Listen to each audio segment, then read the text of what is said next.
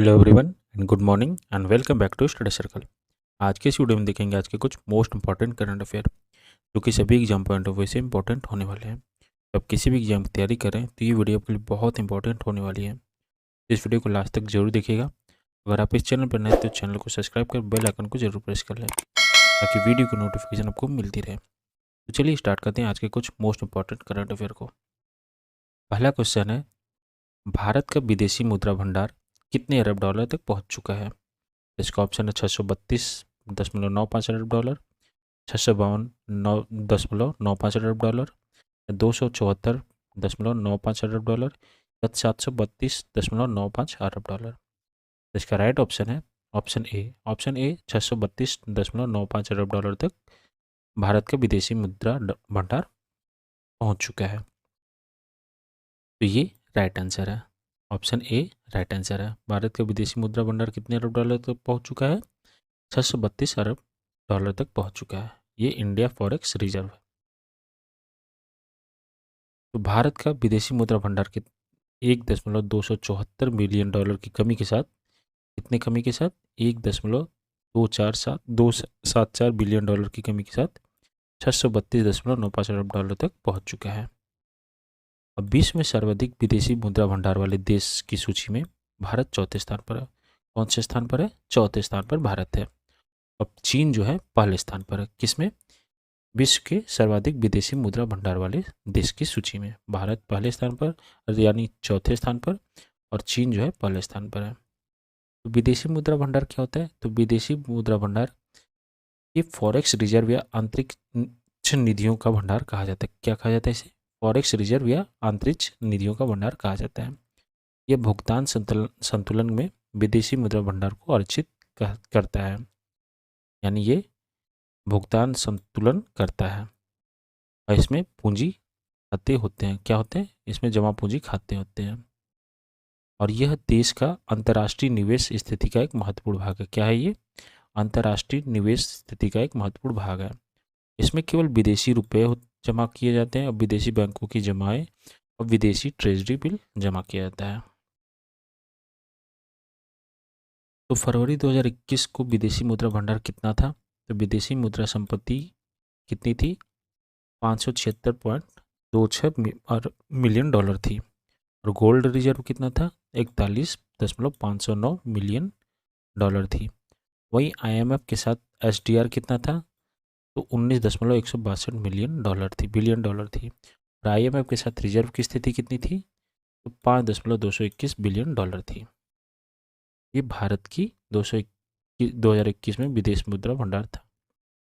अगला क्वेश्चन है, बेटी बचाओ बेटी पढ़ाओ योजना की नई ब्रांड एम्बेसडर किसे बनाया गया है? तो इसका ऑप्शन है तनिष्क कोटिया, राधिका कोटिया या सोनिया रीमा या तारा देवी, कुमारी देविका या इनमें से कोई नहीं। तो इसका राइट ऑप्शन है तनिष्क कोटिया और राधिका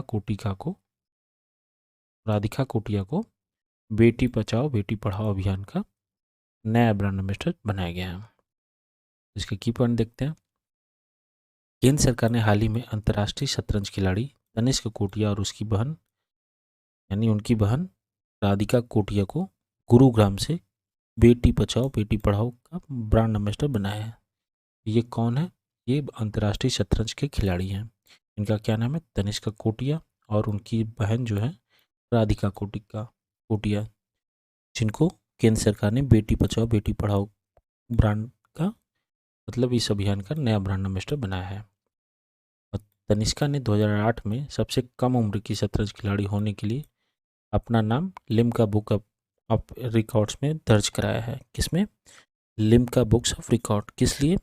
सबसे कम उम्र में शतरंज की खिलाड़ी बनी थी। कब? 2008 में। और 2014 में इन्होंने स्कॉटलैंड में राष्ट्रमंडल शतरंज चैंपियनशिप में रजत पदक से जीता था। और वहीं 2013 में आसियान शतरंज चैंपियनशिप में स्वर्ण पदक जीता था। और इन्होंने Brazil, Thailand, Vietnam, Indonesia, Scotland आदि जैसे में टूर्नामेंट भी खेले हैं। और तनिष्का कोटिया की बहन जो है राधिका कोटिया, उनकी बहन भी एक उच्च स्तरीय शतरंज खिलाड़ी हैं जिन्होंने देश विदेश में कई शतरंज टूर्नामेंट भाग लेकर शहर और देश का नाम रोशन किया। यानी दोनों बहन जो हैं शतरंज की खिलाड़ी हैं। इन्हें किसका ब्रांड एम्बेसडर बनाया गया है? बेटी बचाओ बेटी पढ़ाओ। अगला क्वेश्चन है, रिलायंस जियो की नई सबसी केबल भारत एशिया एक्सप्रेस किस देश को जोड़ेगी? इसका ऑप्शन है मालदीव, रूस, नेपाल या जर्मनी। इसका राइट ऑप्शन है मालदीव। ऑप्शन ए जो है राइट आंसर है। मालदीव को रिलायंस जियो की नई सबसी केबल, क्या नाम है उसका, भारत एशिया एक्सप्रेस जोड़ेगा। फिर मालदीव को जोड़ने के लिए रिलायंस जियो जो है सबसी केबल यानी भारत एशिया एक्सप्रेस नाम दिया गया है इसका। और ये भारत का सबसे बड़ा 4G मोबाइल ब्रॉडबैंड है। जियो का 4G ब्रॉडबैंड है और ये डिजिटल सेवा प्रदान करेगा। रिलायंस जियो जो है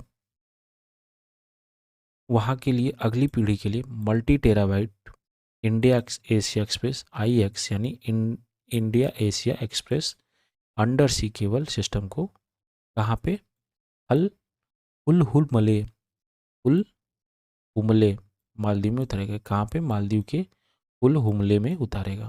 कहाँ पे? मालदीव में।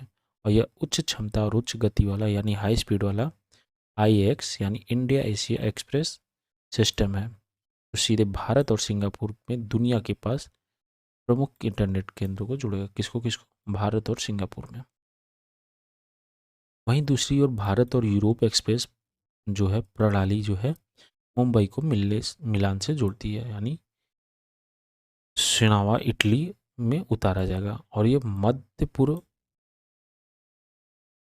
और उत्तर अफ्रीका और भूमध्य सागर के अतिरिक्त लैंडिंग में भी शामिल किया जाएगा। इसकी सेवा कब तक स्टार्ट हो जाएगी? ये 2023 तक स्टार्ट कर दिया जाएगा और 2024 तक मध्य से मतलब ये सर्विस देना स्टार्ट हो जाएगा। तो यह क्या है, इसकी स्पीड क्या है? ये इसकी हाई स्पीड जो है 16,000 किलोमीटर से अधिक 100 GB पर सेकंड की गति से 200 TB पर सेकंड अधिक क्षमता प्रदान करेगी। अगला क्वेश्चन है, भारतीय रेलवे का पहला सौर ऊर्जा संयंत्र कहाँ लॉन्च किया गया? इसका ऑप्शन मध्य प्रदेश, उत्तर प्रदेश या कानपुर या दिल्ली। इसका राइट ऑप्शन है ए। ऑप्शन ए जो है राइट आंसर। मध्य प्रदेश में भारतीय रेलवे का पहला सौर ऊर्जा संयंत्र लॉन्च किया गया है। ऑप्शन ए जो है राइट आंसर है। भारतीय रेलवे इसने बीना में, मध्य प्रदेश के बीना में भेल के द्वारा यानी भारत हैवी इलेक्ट्रिक लिमिटेड के द्वारा 1.7 मेगावाट और सौर फोटोवोल्टिक संयंत्र चालू किया है। किसके द्वारा? भेल के साथ। किसने? भारतीय रेलवे ने। और इस प्लांट के जरिए भारतीय रेलवे को सीधे बिजली सप्लाई की जाएगी और भारतीय रेलवे को बिजली की जरूरत के लिए आत्मनिर्भर बनने के लिए इस संयंत्र को चालू किया गया है। और ये कितने एकड़ में फैला है? तो ये 10 एकड़ से अधिक क्षेत्र में फैला हुआ है और इस प्लांट से जो भी बिजली बनेगी रेलवे को निःशुल्क प्रदान की जाएगी और इसमें हर साल 8 AMU बिजली पैदा करने की उम्मीद की गई है। और इस सोलर प्लांट से सालाना 2160 टन कार्बन डाइऑक्साइड का उत्सर्जन, यानी इतना टन जो कार्बन डाइऑक्साइड हर साल निकलता है उसे बचाया जा सकता है। अगला क्वेश्चन है, राष्ट्रीय प्रोटीन दिवस कब मनाया जाता है? तो इसका ऑप्शन 20 फरवरी, 26 फरवरी, 27 फरवरी या 22 फरवरी। तो इसका ऑप्शन सी जो है राइट आंसर है। 27 फरवरी को राष्ट्रीय प्रोटीन दिवस मनाया जाता है। ये की पॉइंट है, भारत में 27 फरवरी को प्रोटीन दिवस मनाया जाता है और यह नेशनल लेवल पे मनाया जाता है। और इसकी पहल कब हुई थी? तो इसकी पहल 27 फरवरी 2020 को भारत में पहली बार किया गया था। किसके नाम से? प्रोटीन दिवस के नाम से, राइट टू प्रोटीन।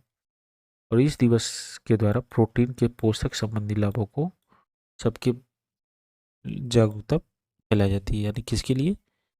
प्रोटीन के पोषक संबंधी लाभों के बारे में। कब मतलब पहली बार भारत में कब मनाया गया था? 27 फरवरी 2020 को। तो ये पोषक अभियान क्या है? तो पोषक अभियान जो है पोषण अभियान या prime minister overarching scheme for holistic nutrition के लिए, मतलब इसका फुल फॉर्म क्या है? Prime minister's overreaching scheme for holistic nutrition. यह कहाँ पे चालू किया गया था, लॉन्च किया गया था? मार्च 2018 में राजस्थान के झुंझुनू में लॉन्च किया गया था। कब लॉन्च किया था? मार्च 2018 में। और इसका उद्देश्य क्या है? तो इसका उद्देश्य है गर्भवती महिलाओं और माताओं और बच्चों के लिए पोषक की आवश्यकता को पूरा करना, और इसके अलावा बच्चों महिलाओं में खून की कमी को दूर करना भी है। और यह किसके द्वारा कार्य किया गया था कार्यक्रम? यह महिला व बाल विकास मंत्रालय के द्वारा किया गया था। और यह कार्यक्रम आंगनबाड़ी सेवा, प्रधानमंत्री मातृ वंदना योजना, जननी सुरक्षा योजना, राष्ट्रीय स्वास्थ्य मिशन और राष्ट्रीय भारत मिशन और सार्वजनिक वितरण प्रणाली मनरेगा से जुड़ा हुआ है। इतने मिशन एक साथ जुड़े हैं। अगला क्वेश्चन है, हाल ही में आईओसी के बोर्ड में कौन शामिल हुआ है? तो इसका ऑप्शन है सुजय चौधरी, कुमार मित्तल, अनुभव सिंह, इनमें से कोई नहीं। तो इसका ऑप्शन जो ए है, सुजय चौधरी जी, इनको हाल ही में आईओसी के बोर्ड में शामिल किया गया है। तो ये देश आईओसी क्या है? तो आईओसी जो है देश की सबसे बड़ी तेल कंपनी है। इसका क्या नाम है? Indian Oil Corporation. आईओसी का फुल फॉर्म क्या है? Indian Oil Corporation. Sujay Chaudhary को अपने निदेशक मंडल में निदेशक यानी योजना व कारोबार विकास में नियुक्त किया गया है, और इनको 23 फरवरी से नियुक्ति की गई है, यानी 23 फरवरी से इनका कार्य प्रभावित हो गया है। तो ये सुजय चौधरी जो है मैकेनिकल इंजीनियर, कहाँ से? जावतपुर विश्वविद्यालय कोलकाता से एमबीए भी किए हुए हैं। ये मैकेनिकल इंजीनियर है और एमबीए भी किए हुए हैं। इनके पास पेट्रोलियम उद्योग की इंजीनियरिंग, खुदरा बिक्री और पेट्रो रसायन क्षेत्रों में कामकाज का 3 दशक से अधिक का अनुभव भी है। ये कितने साल के हैं? 57 ईयर्स के हैं। आईडीबीआई बैंक के नए एमडी और सीईओ कौन बने हैं? तो इसका ऑप्शन है राकेश शर्मा, सुजय चौधरी, कुमार मित्तल या अनुभव सिंह। तो इसका राइट ऑप्शन है ए। ऑप्शन ए जो है राइट आंसर। राकेश शर्मा जो है आईडीबीआई बैंक के नए एमडी और सीईओ बनाए गए हैं। तो आईडीबीआई का फुल फॉर्म क्या है? आईडीबीआई का फुल फॉर्म है industrial development bank of India. Industrial development bank of India IDBI का फुल फॉर्म है, यानी भारतीय औद्योगिक विकास बैंक। तो इसके नए प्रबंधक किसे चुना गया है? राकेश शर्मा को बैंक के प्रबंधक और निदेशक और मुख्य कार्यकारी अधिकारी के रूप में नियुक्त किया गया, यानी फिर से इन्हें नियुक्त किया। ये पहले से भी थे। ये 2022 से, यानी 2022 को इनको सेवानिवृत्त किया जाता था, लेकिन इनको 3 साल की अवधि के साथ साथ इनको फिर से नियुक्त किया गया है। और ये जो है केनरा बैंक के एमडी और सीईओ भी रह चुके हैं। और वहीं 2014 से 15 मार्च 2014 से सितंबर 2015 तक लक्ष्मी विलास बैंक के एमडी और सीईओ रह चुके हैं। यह पहले स्टेट बैंक ऑफ इंडिया से भी जुड़ चुके हैं, यानी स्टेट बैंक ऑफ इंडिया से भी जुड़ चुके हैं, लक्ष्मी विलास बैंक से भी जुड़ चुके हैं और केनरा बैंक से भी जुड़ चुके हैं। तो आईडीबीआई बैंक का मालिक कौन है? जीवन बीमा निगम। और आईडीबीआई का मुख्यालय कहाँ है? मुंबई में है।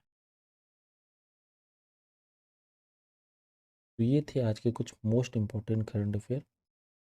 इस वीडियो को ज़्यादा से ज़्यादा शेयर करें, इस पर लाइक करें और कमेंट करें। और अगर आप इस चैनल पर नए हैं तो चैनल को सब्सक्राइब कर दूसरों को भी शेयर करें। कल फिर मिलते हैं नए करंट अफेयर के साथ। जय हिंद।